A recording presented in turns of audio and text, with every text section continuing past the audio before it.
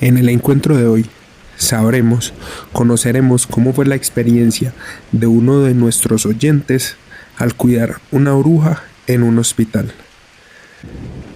Sean todos bienvenidos y bienvenidas a un nuevo encuentro de podcast para no dormir. En el encuentro de hoy hablaremos sobre experiencias paranormales, apariciones y fantasmas en hospitales. Comencemos. Nuestro primer relato está ubicado en la ciudad de Medellín. Hoy hablaremos sobre el Hospital de Salud COP. Este hospital está ubicado en la zona centro de la ciudad, frente al centro comercial Villanueva. Se cuenta entre el personal que trabaja en este hospital que en la UCI suele aparecer una pequeña niña fantasma. Pero ya sabe usted lo que se suele decir de las apariciones fantasmales de pequeños. Generalmente lo que se cuenta y se dice al respecto es que demonios toman esta figura para llamar la atención y tomar la confianza de las personas que habitan en los diferentes lugares. Daniela Ruiz, quien es una doctora quien trabaja allí, nos cuenta que ha tenido la desgracia de ver esta figura en diferentes ocasiones. Y ya es aterrador el hecho de ver una figura fantasmal de una niña en un ala de cuidados intensivos de un hospital. Pero más aterrador aún es saber que cuando la niña se presenta se comenzarán a suscitar hechos macabros. Como por ejemplo, los doctores ya saben que cuando alguien ve a la niña, alguien en esa ala por lo menos va a morir. También saben que cuando escuchan historias de la niña que se ha presentado en el área de urgencias, se multiplica el trabajo, ya que comienzan a llegar personas heridas y claras víctimas de violencia. Daniela nos cuenta que las 2 veces que ha logrado ver esta aparición, la ha visto cruzando de una habitación a otra. Y pensaría que es casualidad, pero por experiencia ya sabe que ese paciente fallecerá. Aunque lo más aterrador de todo se presentó en temporada de pandemia, ya que como todos sabemos, en los hospitales a los doctores y médicos se les multiplicó el trabajo, sobre todo a los que podían laborar en las unidades de cuidados intensivos de los diferentes hospitales, ya que durante este tiempo la niña se presentaba, pero extrañamente durante esta época se presentaba sonriente. Y también nos cuenta que las personas que la llegaron a ver en esta temporada no la veían caminar como usualmente lo hacía entre una habitación y otra. Durante esta época la veían cruzar, sí, pero casi bailando o saltando, dando esos pequeños brinquitos que dan los niños cuando están felices. Nos dice Daniela que no sabe si es un fantasma o realmente es una presencia demoníaca, pero lo que sí sabe es que le tiene terror. Y aquí mismo, en la ciudad de Medellín, déjeme llevarle a otro hospital. En este momento nos dirigimos a la clínica León 13, donde Carlos Julio vivió su experiencia en el año 2006. Carlos Julio era un camillero en ese hospital y nos cuenta que cierto día llegó una señora ya mayor con lo que ellos consideraban demencia senil. La señora, claramente molesta, siempre le repetía a enfermeras, camilleros y doctores que ella no necesitaba nada del hospital, que ella con sus matas y su señor estaba totalmente bien. Pero obviamente la señora presentaba un cuadro cardíaco muy delicado, lo que la obligaba a permanecer en la unidad hospitalaria. Además de que sus hijos, quienes velaban por su seguridad y salud, no la dejaban volver a casa porque no cumplían con las condiciones para poder cuidarla. Aparentemente era una más de esos pacientes cascarrabias que odian los hospitales y no quería estar ahí. Pero Carlos Julio nos cuenta que desde la primera noche se dieron cuenta todos en el hospital que esta era una paciente totalmente diferente. A partir de su llegada comenzaron a pasar cosas muy extrañas en el hospital. Como por ejemplo, se creó un gran hongo debajo de la cama de esta mujer y penetró hasta marcarse en el techo de la habitación que estaba abajo. También pasaba que cuando los doctores iban a hacer sus distintas mediciones, los equipos fallaban, se descargaban o simplemente se quemaban y dejaban de funcionar completamente. Pero esto fue solo el inicio. Nos cuenta Carlos Julio, que ya era experimentado en ese hospital, que con los días, esta área donde se ubicaba la mujer, específicamente su habitación, sin importar que tuviera las cortinas totalmente abiertas, permanecía casi en penumbras. Y el personal del hospital no se explicaba por qué la iluminación no funcionaba o no entraba adentro de esta habitación. También pasaba que en la habitación de la señora se tornaba un ambiente frío. Cuenta Carlos Julio que las pocas veces que tuvo que entrar a esta habitación a revisar algo que tenía que hacer por sus responsabilidades en el hospital, se daba cuenta que una vez pasaba al umbral de la puerta, empezaba a ver cómo el vapor de su respiración se podía notar de lo frío que se encontraba el lugar. Cuando los doctores y enfermeras iban a hacer su rondín y verificar que todo estuviera bien respecto a su salud, ella simplemente los miraba con odio y les decía que no la tocaran, que ella sabía muy bien cómo cuidarse y que no necesitaba que ningún médico le dijera qué tenía que tomar. Esta no fue la parte más complicada. La parte realmente complicada fue cuando su complicación cardíaca realmente estuvo delicada, ya que sufrió varios infartos, por lo cual quedó en coma. Nos cuenta Carlos Julio que estando en coma la escuchaban gritar. Sí, la escuchaban gritar. Sus alaridos se escuchaban salir desde su habitación en medio de la noche, y cuando las enfermeras llegaban a verificar qué estaba pasando, la mujer estaba acostada con sus ojos cerrados como debería estar. Carlos Julio nos narra que una de sus compañeras, una enfermera, soñó con ella cuando se encontraba fuera de turno. En el sueño, la mujer les advertía que la dejaran ir o les haría la vida imposible. Y sin poder hacer nada al respecto, tuvieron que permanecer trabajando y dándole cuidados a esta mujer. 3 días después de la aparición en el sueño, comenzaron a ver sombras en el pasillo saliendo de la habitación de la mujer. Pasados 3 días más, lo que anteriormente se presentaba como sombras ya se alcanzaba a formar una silueta, y los enfermeros, camilleros y doctores decían que era la silueta de la mujer saliendo y entrando de su habitación libremente. Y cuando alcanzaban a ver este tipo de movimiento, los doctores y personal que estaba en servicio se asomaban y podían ver claramente que la mujer continuaba en su cama, postrada y entubada.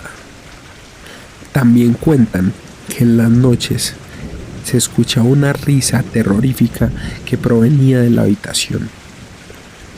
El ambiente se tornaba totalmente frío y la peste cubría los pasillos del hospital.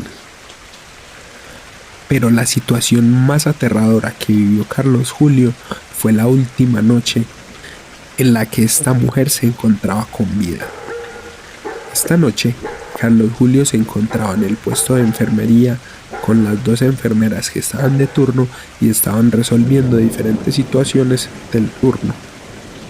De un momento a otro, vieron la figura de la mujer salir caminando descalza de su habitación y dando pasos lentos se acercó al puesto de enfermería. Los miró y con un tono macabro les dijo: al fin me voy de aquí. La mujer avanzó algunos metros hacia las escaleras de salida. En ese momento Carlos Julio reaccionó y salió corriendo a traerla de nuevo, ya que era una paciente del hospital.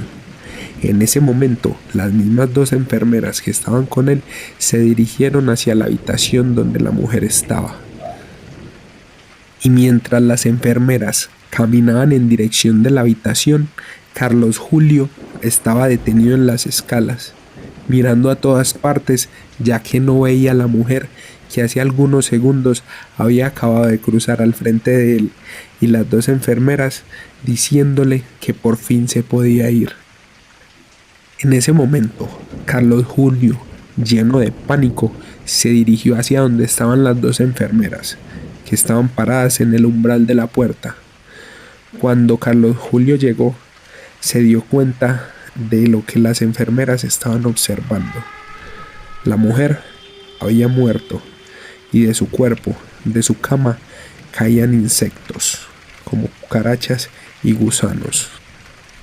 Insectos que anteriormente obviamente no estaban ahí, ya que la mujer se encontraba al cuidado de las enfermeras y médicos del Hospital León 13 de Medellín. Y bien amigos, en este punto te queremos recordar que te puedes suscribir y darle a la campanita para que YouTube te avise cuando publicamos nuevos videos. Y también nos puedes escuchar por Google Podcast, Spotify y Amazon Music.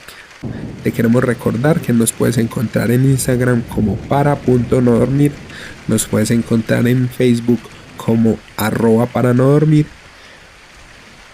Y continuamos con uno más de nuestros relatos. Y de Medellín, déjeme llevarlo hasta Bogotá, hasta el Hospital San Juan de Dios, uno de los hospitales más antiguos de la capital colombiana. Hospital donde se sabe que en el 5º piso aparece una pequeña fantasma llorando en medio de la noche. Cuando se presenta, se caracteriza porque el clima se pone mucho más frío de lo normal, teniendo en cuenta que Bogotá es una fría ciudad. También, cuando se presenta, dicen los que la han visto y han estado como testigos que las luces empiezan a parpadear mientras la presencia hace su aparición. Y de este hospital también se sabe que en el primer piso, en las noches, más exactamente después de las 10, 11 de la noche, cuando ya la capilla se encuentra cerrada, se suelen escuchar lamentos, quejidos lastimeros, llantos, sonidos guturales y hasta gritos que provienen de la capilla. Repito, capilla que a esta hora está cerrada y vacía. Y de Bogotá nos dirigimos a la ciudad de Pereira, donde Katy nos relata esta historia. Bueno, esta historia me la contó mi hermano. Él trabajaba al frente, en una cafetería al frente de una de las clínicas en Pereira. Esa noche, pues, como a las 4 de la madrugada, la doctora encargada del turno de la noche salió a tomarse un tinto, fumarse un cigarrillo, despejar un poco la mente. Le empezó a contar a mi hermano pues que la noche había estado bastante movida, que había llegado una persona baleada, que tenía pues impactos en el cuerpo y en la cabeza y que desafortunadamente pues había fallecido. Le tenían la cabeza envuelta en una camiseta. Así llegó pues, así como llegó lo dejaron porque ya había llegado sin signos. Lo acomodaron en una camilla a un lado en una habitación, lo dejaron solo y pues la doctora siguió con su turno atendiendo pues pacientes, y de un momento a otro habían pues unos pacientes que estaban estables, no estaban delicados, estaban estables, y empezaron a sonar las máquinas con su pitido correspondiente a que la persona está falleciendo. Entonces corrían las doctoras y las enfermeras a revisar, a evaluar, a mirar qué era lo que estaba pasando y efectivamente la persona fallecía. Entonces, bueno, la hora de función, todo el trámite normal. Una persona, a los 5 minutos, otra vez el pitido, y otra vez la doctora, el grupo de enfermeras que estaban en el turno, auxiliando al paciente y nada, fallecía también. Al momentico, otra vez, eran 3 en una misma habitación, las 3 personas fallecieron y el desespero en la doctora era notorio. Bueno, se acabó como el momento del agite y empezaron ellas pues como a mirar y a evaluar, cuando como 1-2 horitas después otra vez pipi, la máquina fueron, revisaron, bueno. Entonces la doctora ya fue a atender a una paciente, una señora que tenían que suministrarle un medicamento, y la señora le fue diciendo: doctora, ustedes ya revisaron al señor que está por ahí. Entonces la doctora le dijo: no, pues ¿cuál señor? En estos momentos está usted, la señora de aquella cama, y no hay nadie más. El resto de personas pues normales en el servicio de urgencias, pero no, es que por ahí hay un señor que está caminando con la cabeza vendada y llena de sangre. Y se me paró pues ahí en la puerta, me dijo: venga, vámonos. Entonces yo lo miraba y yo le decía que no. Y me llamaba: vámonos, vámonos. Y yo le decía que no, que yo no me iba a ir con él. Entonces la doctora pues recordó el paciente que había llegado con impactos de bala, y revisaron pues y se dio cuenta que era como un sicario, una persona delicadita, y que aún después de muerto seguía llevándose la gente. Los pacientes que habían fallecido eran pacientes que se encontraban en la habitación cercana a donde habían dejado el cuerpo de la persona. Interesante relato. Y de Pereira, déjeme llevarlo hasta México, hasta Villahermosa, Tamaulipas, donde Mario era personal de intendencia en uno de los hospitales del lugar. Mario nos cuenta que para él y su compañero era muy normal que le sucedieran cosas paranormales en el transcurso de su turno diario, como por ejemplo muchas veces veían salir volando las cosas de una estantería y estrellarse contra la pared. También nos cuenta Mario que extrañamente en la zona de la morgue su trapeador solía desaparecer y aparecer en otra área dentro de la misma morgue. Incluso ya sabía que apenas empezaba a escuchar algunas risas de pequeños dentro del hospital, simplemente sacaba sus audífonos y ponía un poco de música para distraerse. Porque Mario ya sabía que no debía ir a buscar a los niños que estaban jugando dentro del hospital, porque nunca los iba a encontrar. Pero a pesar de todo esto y de conocer lo que realmente pasaba en este hospital, hubo una situación que lo hizo salir literalmente corriendo del hospital. Mario nos cuenta que durante esos días se encontraban realizando una serie de remodelaciones en un ala del hospital, por lo que Mario y su compañero de intendencia tenían que cubrir las diferentes puertas con plásticos y cintas para que no pasara el polvo y la suciedad. Ese día en particular, Mario y su compañero se tuvieron que quedar algunas horas extras, ya que al día siguiente, temprano en la mañana, iban a comenzar con los trabajos de remodelación y necesitaban encontrar toda la zona cubierta para poder continuar con los trabajos. Mario se encontraba solo en una habitación colocando el plástico desde la parte superior de una puerta, mientras que a través de una ventana podía ver a su compañero. Mario ya estaba terminando de ubicar el plástico cuando se dio la vuelta y se dio cuenta que había una sombra negra parada detrás de su compañero. Mario no dijo nada y simplemente observó. Vio cómo esta oscura sombra le ponía su mano sobre el hombro a su compañero, y en ese momento su compañero se quedó totalmente petrificado. En ese preciso instante, las luces del lugar empezaron a parpadear como si existiera una falla. Mario, un poco asustado por lo que había visto, se acercó a su compañero a comentarle que las luces estaban fallando.